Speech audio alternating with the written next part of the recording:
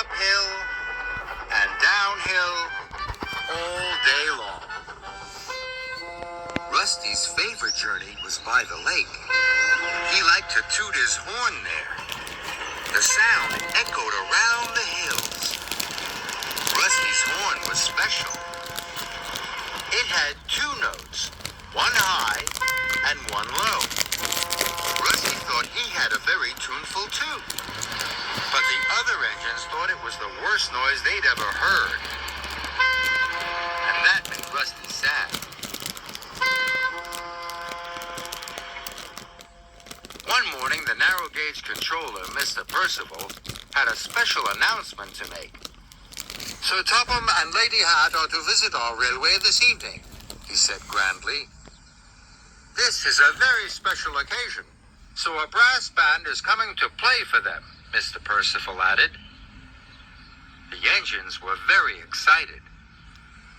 But Rusty was most excited of all. He loved the sounds of a brass band. There was a lot to do. Scarloey and Rheneas brought tables and chairs.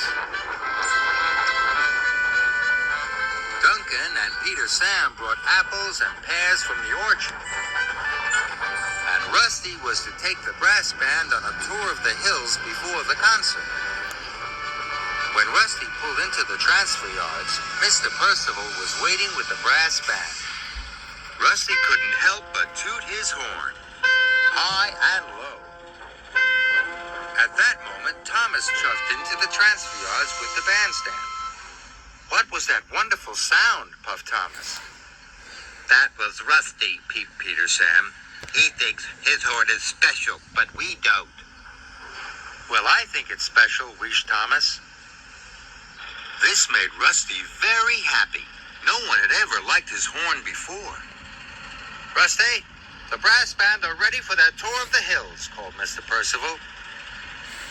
Yes, sir, hooted Rusty. The brass band was soon on board, and Rusty pulled quickly out of the station. Don't be back late, Mr. Percival called after him. But Rusty didn't hear. He was tooting his two tones loud and clear. I'm going to give the brass band the best tour ever, he said. Rusty took them to the top of the highest hill. Then they went to the viaduct. Then he took them to the trestle bridge.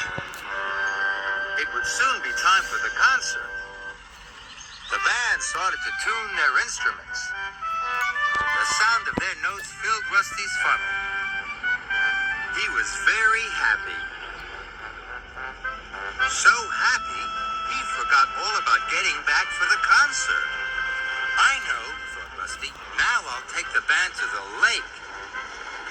He wanted this trip to go on forever and ever. Rusty happily clickety-clacked towards the lake. His horn was toot-tooting to the music of the brass band. He wished all the other engines could hear him now. The ruined castle looked magical in the sunset. Rusty's tuneful train crossed the lake. Then there was trouble.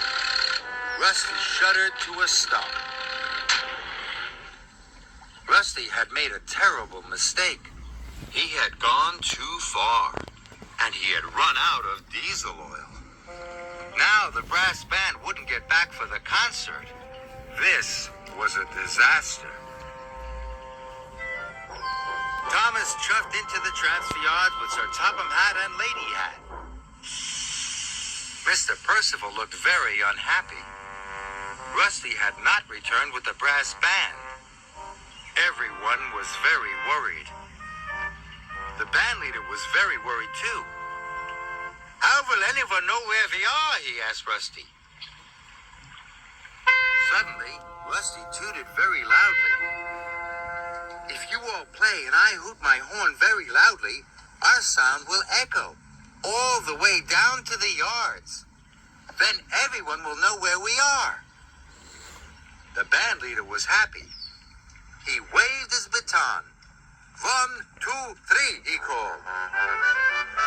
The band started to play, and Rusty tooted his two tones louder and prouder than ever before. Thomas was the first to hear the sound. That's Rusty, he puffed. And the brass band, Duncan chuffed. Everyone listened. They could hear Rusty's two-tone horn echoing down the valley. They must be in trouble, whistled Thomas. Follow the sound of Rusty's horn, Thomas wished. Then you'll be able to find him.